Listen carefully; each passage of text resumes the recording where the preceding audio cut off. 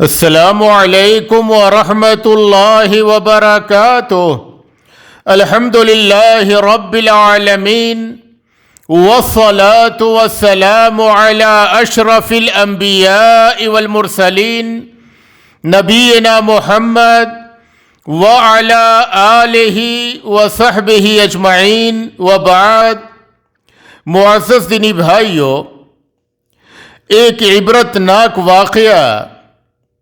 جسے امام بیہقی رحمہ اللہ نے اپنی کتاب شعب الایمان میں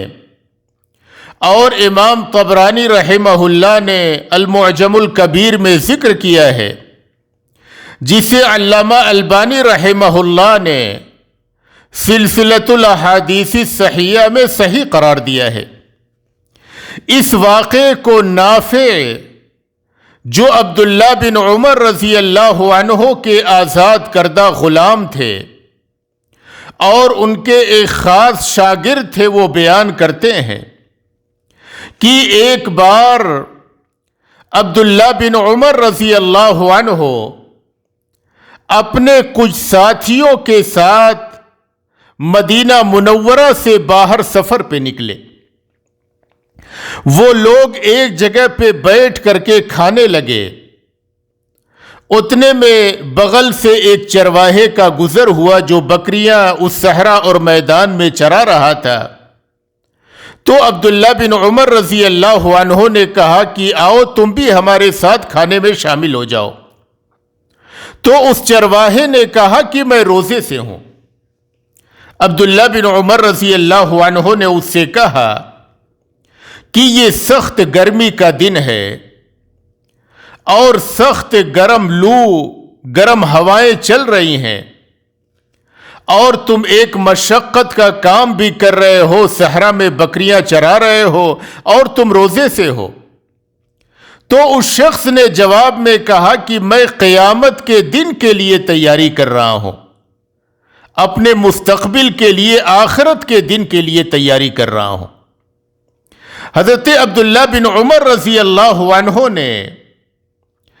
اس چرواہے کے زہد و تقوی کو، اس کی پرہیزگاری کو آزمانا چاہا۔ تو حضرت عبداللہ بن عمر رضی اللہ عنہ نے اس شخص سے کہا کہ تم ایسا کیوں نہیں کرتے کہ ان بکریوں میں سے ایک بکری مجھے بیچ دو، میں تمہیں اس کی قیمت دیتا ہوں، تمہیں پیسہ بھی مل جائے گا اور میں تمہیں اس میں سے کچھ گوشت بھی دوں گا جس سے تم شام میں افطار کر لینا۔ تو وہ چرواہا کہنے لگا کہ یہ بکریاں میری نہیں ہیں، بلکہ یہ بکریاں میرے مالک کی ہیں۔ یہ بکریاں میری نہیں ہیں کہ میں آپ کو بیچ دوں، یہ بکریاں میرے مالک کی ہیں۔ تو عبداللہ بن عمر رضی اللہ عنہ نے اس سے کہا کہ تمہارا مالک تو یہاں پہ موجود نہیں، وہ نہیں دیکھ رہا ہے، تم ایک بکری بیچ دو، اگر مالک تم سے بعد میں پوچھتا ہے تو تم اس سے یہ کہہ دینا کہ ایک بکری کو بھیڑیا اٹھا لے گیا، بھیڑیا کھا گیا ایک بکری، اور اس طریقے سے تم ایک بکری کی قیمت بھی پا جاؤ گے اور یہ کہ اس کا گوشت بھی میں تمہیں کچھ دوں گا جس سے تم افطار کر لو گے۔ اس چرواہے نے جو بات جواب میں کہی، وہ چرواہا وہاں سے جانے لگا۔ وہ عبداللہ بن عمر رضی اللہ عنہ کو پہچانتا نہیں تھا۔ اس نے دل میں یہ سوچا کہ شاید یہ خراب لوگ ہیں جو مجھے غلط مشورہ دے رہے ہیں۔ وہاں سے وہ چرواہا جانے لگا اور جاتے ہوئے اس کی زبان پہ یہ تھا فَأَيْنَ اللَّهُ، تو اللہ تبارک و تعالیٰ کہاں ہے؟ یعنی بکریوں کا مالک تو یہاں پہ نہیں ہے، لیکن اللہ تبارک و تعالیٰ کہاں ہے؟ اللہ مجھے دیکھ رہا ہے۔ یعنی اس کے دل میں جو یہ احساس تھا اور یہ یقین جازم تھا کہ اللہ تبارک و تعالیٰ مجھے دیکھ رہا ہے۔ اس واقعے میں یہی چیز عبرت کی ہے۔ ہر مسلمان کے اندر یہی مضبوط احساس اور مستحکم یقین ہونا چاہیے کسی بھی گناہ کے کام کے کرتے ہوئے کہ اللہ تبارک و تعالیٰ مجھے دیکھ رہا ہے۔ جب حضرت عبداللہ بن عمر رضی اللہ عنہ مدینہ منورہ واپس آئے تو انہوں نے اس کے مالک سے بات کی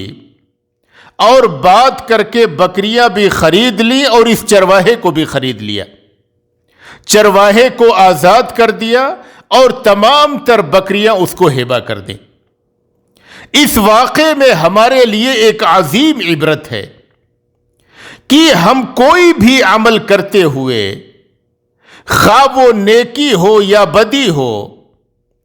اپنے دل میں اس احساس کو اجاگر رکھیں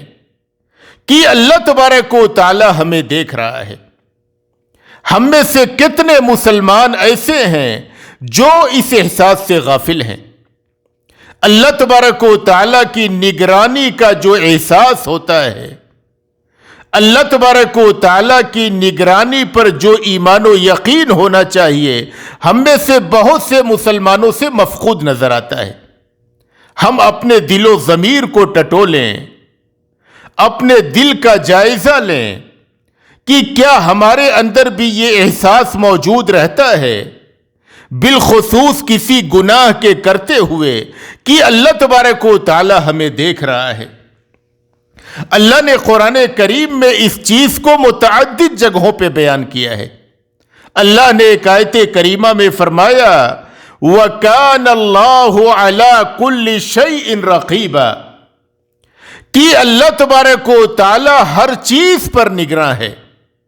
اور اللہ تبارک و تعالی کے ناموں میں سے ایک نام ہے الرقیب، یعنی اللہ تبارک و تعالی نگراں ہے۔ ہماری ہر نقل و حرکت کو، ہمارے ہر چھوٹے بڑے عمل کو، خواہ وہ ہم مجلس میں کریں یا چھپ کر کے کریں، تنہائی میں کریں یا لوگوں کے سامنے کریں، اللہ تبارک و تعالی ان ساری چیزوں کو دیکھ رہا ہے۔ اسی لیے نبی اکرم صلی اللہ علیہ وسلم نے جب حضرت جبرائیل نے آپ صلی اللہ علیہ وسلم سے پوچھا مل احسان، کہ اے نبی صلی اللہ علیہ وسلم احسان کیا ہے، تو آپ صلی اللہ علیہ وسلم نے جواب میں فرمایا ان تعبد اللہ کأنک تراہ فإن لم تکن تراہ فإنہ یراک، کہ تم اللہ تبارک و تعالیٰ کی عبادت اس طریقے سے کرو گویا کہ تم اللہ کو دیکھ رہے ہو، تم اللہ تبارک و تعالیٰ کو اپنے سامنے دیکھ رہے ہو، اس طریقے سے تم اللہ تبارک و تعالیٰ کی عبادت کرو۔ اور اگر یہ مضبوط احساس تمہارے اندر نہ آئے تو تم یہ یقین کر لو کہ اللہ تبارک و تعالیٰ تمہیں یقیناً دیکھ رہا ہے، اللہ تبارک و تعالیٰ تمہیں یقیناً دیکھ رہا ہے۔ اسی لیے جب لقمان علیہ السلام نے اپنے بیٹے کو بہت ساری نصیحتیں کی تو اس میں سے ایک نصیحت یہ بھی کیا جس کو قرآن کریم نے بیان کیا، یا بنی انہا ان تک مثقال حبۃ من خردل فتکن فی صخرۃ او فی السماوات او فی الارض یأت بها اللہ، کہ اے میرے بیٹے اگر تم رائی کے دانے کے برابر بھی کوئی نیکی کرو یا کوئی بدی کرو،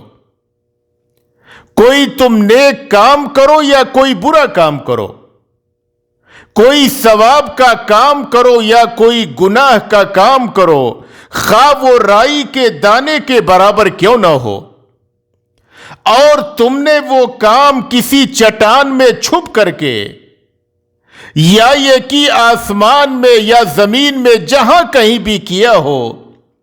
یأت بہ اللہ، اللہ تبارک و تعالیٰ اسے حاضر کر دے گا۔ اللہ تبارک و تعالیٰ تمہاری اس نیکی یا بدی کو قیامت کے دن تمہارے سامنے حاضر کر دے گا، گرچہ تم نے اسے پہاڑوں اور غاروں میں چھپ کر کے کیا ہو، جس قدر تنہائی میں کیا ہو، اور اس کو کر کے تم بھول بھی گئے ہو، لیکن اللہ تبارک و تعالیٰ قیامت کے دن اسے حاضر کر دے گا۔ ان اللہ لطیف خبیر، بے شک اللہ تبارک و تعالی باریک بھی ہے، ہر بات کی خبر رکھنے والا ہے۔ اللہ نے ایک دوسری آیت کریمہ میں فرمایا وَنَزَعُ الْمَوَازِينَ الْقِسْطَ لِيَوْمِ الْقِيَامَةِ فَلَا تُظْلَمُ نَفْسٌ شَيْئًا وَإِنْ كَانَ مِثْقَالَ حَبَّةٍ مِّنْ خَرْدَلٍ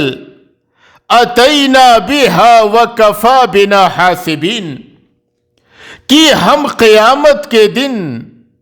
عدل و انصاف کا ترازو رکھیں گے، کسی نفس پر کوئی ظلم نہیں ہوگا،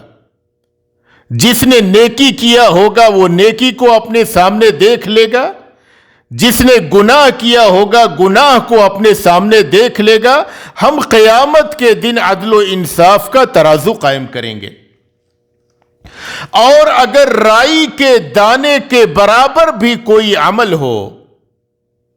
تو ہم اسے بھی حاضر کریں گے، اور ہم حساب لینے کے اعتبار سے کافی ہیں۔ تو بندے مسلم نے کوئی چھوٹا عمل، کوئی بڑا عمل، کوئی چھوٹی برائی یا بڑی برائی، جو کچھ بھی کیا ہے اللہ تبارک و تعالی اس سے باخبر ہے، اس کو دیکھ رہا ہے۔ اللہ تبارک و تعالی قیامت کے دن اسے حاضر کر دے گا۔ اللہ نے ایک دوسری آیت کریمہ میں فرمایا وَقَالَ الَّذِينَ كَفَرُوا لَا تَأْتِينَ السَّاعَةُ قُلْ بَلَىٰ وَرَبِّي لَتَأْتِيَنَّكُمْ عَالِمِ الْغَيْبِ لَا يَعْزُبُ عَنْهُ مِثْقَالُ ذَرَّةٍ فِي السَّمَاوَاتِ وَلَا فِي الْأَرْضِ وَلَا أَصْغَرُ مِنْ ذَلِكَ وَلَا أَكْبَرُ إِلَّا فِي كِتَابٍ مُبِينٍ، کہ کافروں نے یہ کہا کہ قیامت نہیں آئے گی، قیامت قائم نہیں ہوگی۔ اللہ تبارک و تعالی فرماتا ہے کہ اے نبی صلی اللہ علیہ وسلم، آپ کہہ دیجئے کہ مجھے میرے رب کی قسم ہے قیامت ضرور بھی ضرور آئے گی۔ میرا وہ رب عالم الغیب، چھپی ہوئی چیزوں کا جاننے والا ہے، وہ اللہ تبارک و تعالی پوشیدہ امور کا جاننے والا ہے۔ اس اللہ تبارک و تعالی سے ذرہ کے برابر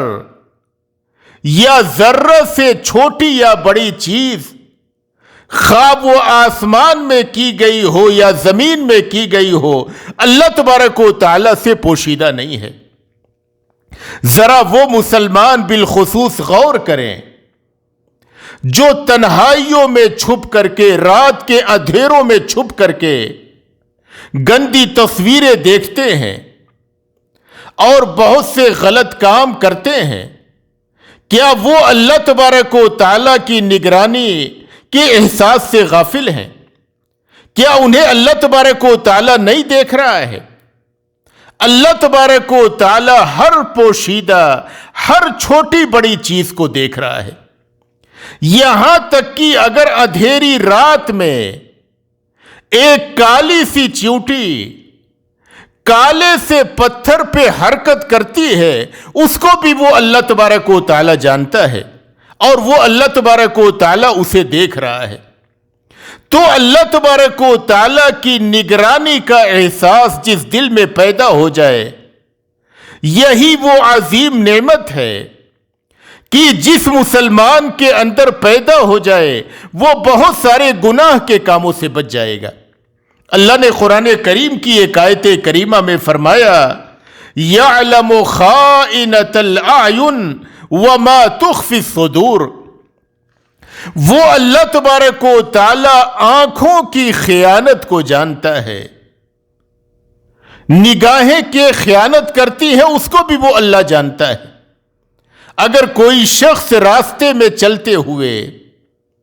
کسی عورت کو دیکھتا ہے، گرچہ وہ عورت اسے نہیں دیکھ رہی ہوتی ہے، لیکن اللہ تبارک و تعالیٰ اس کی نگاہوں کی اس خیانت کو دیکھ رہا ہے اور جان رہا ہے۔ اور ہم نے دلوں میں جو چھپا رکھا ہے، دل میں ایک انسان کیا ارادے بناتا ہے، کیا سوچتا ہے، اس کو بھی وہ اللہ تبارک و تعالی جانتا ہے۔ عصر حاضر میں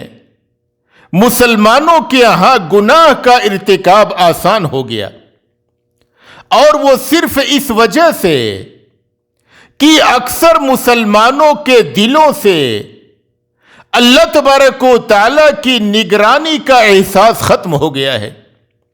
کہ اللہ تبارک و تعالی ہمیں دیکھ رہا ہے۔ کتنے سارے نوجوان کمروں میں چھپ کر کے تنہائیوں میں گناہ کے کام کرتے ہیں، اور اس احساس سے وہ عاری اور خالی ہیں کہ اللہ تبارک و تعالی ہمیں دیکھ رہا ہے۔ اگر اللہ تبارک و تعالی کی نگرانی کا احساس اور اللہ تبارک و تعالی ہمارے ہر عمل کو دیکھ رہا ہے، یہ ایمان اور عقیدہ ہمارے دلوں میں مضبوط ہو جائے تو ہم بہت سارے گناہ کے کاموں سے بچ سکتے ہیں۔ اسی لیے ایک شاعر نے یہ کہا کہ اذا ما خلوت الدہر یوما فلا تقل خلوت ولكن قل علی رقیب، کہ جب کبھی تم تنہائی میں ہو تو یہ نہ کہو کہ میں تنہائی میں ہوں، بلکہ یہ کہو کہ میرے اوپر ایک نگراں ہے اللہ تبارک و تعالی کی ذات جو میری ہر نقل و حرکت کو دیکھ رہی ہے۔ وَلَا تَحْسَبَنَّ اللَّهَ يَغْفَلُ سَاعَةً وَلَا أَنَّ مَا تُخْفِي عَلَيْهِ يَغِيبُ، اور تم یہ نہ سوچو کہ اللہ تبارک و تعالی تمہاری نقل و حرکت سے، تمہارے اعمال سے